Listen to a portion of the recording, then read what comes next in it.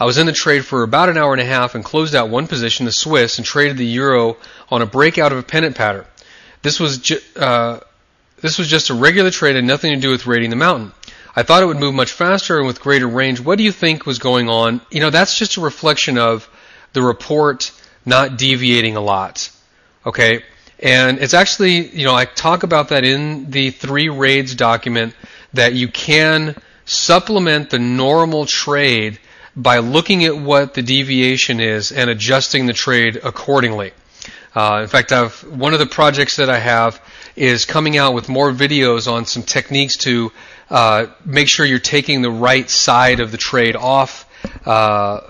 Anyway, just more technical issues to bring into play. But that was a very good way to play that, and I do talk about that in the Raiding the Mountain document.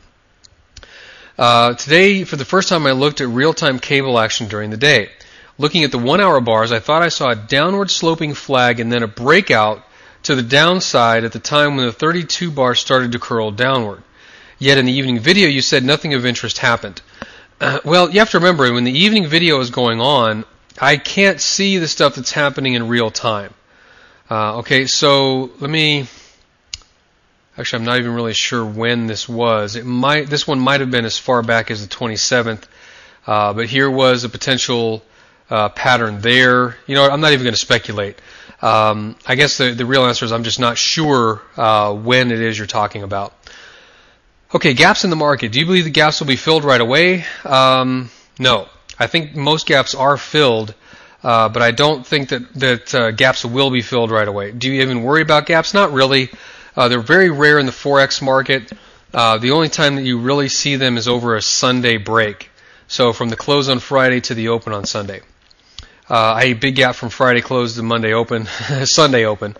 If there is a big gap, is there a way to play it or have a technique to play the market gap? There are, but again, they can be fairly risky, and they're really beyond the scope of the kit.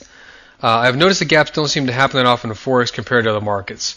You mentioned TradeStation before, but wasn't quite sure if you did not prefer TradeStation or said to stay away from TradeStation. I actually like TradeStation. I have a TradeStation account. I'm a big guy on backups. Okay, so while I do use Ensign, I frequently have TradeStation running in case something happens with Ensign or something goes wrong with my data feed. I've got another set of charts usually running at the same time. Now, you know, that can get pricey, folks. You got to realize that TradeStation is $250 a month if you don't have an account with them. Okay, so if you do have an account, it's $99. You have to realize that TradeStation trades just through Forex.com for their Forex trading. The regular futures and whatnot is actually pushed through their broker-dealer. Number 16, I'm a new member to your group and I'm curious to know what the new software will do. The new software will give you how to explain this? The new software will let you see the strength of a currency pair at a glance. Okay? And I want you to imagine you're trading the pound. Well, you have to realize that you've got the pound US dollar, the pound yen, the pound Swiss, the pound Canadian, the pound Australian, and the pound euro. And each one of these currencies is is also on the other side. Meaning you have like yen, US dollar yen, US dollar Swiss, US dollar Canadian, Australian US dollar, euro US dollar. You've also got the pound New Zealand.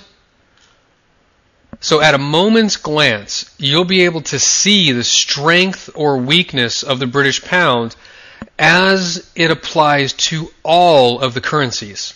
Now, how could that be important? Well,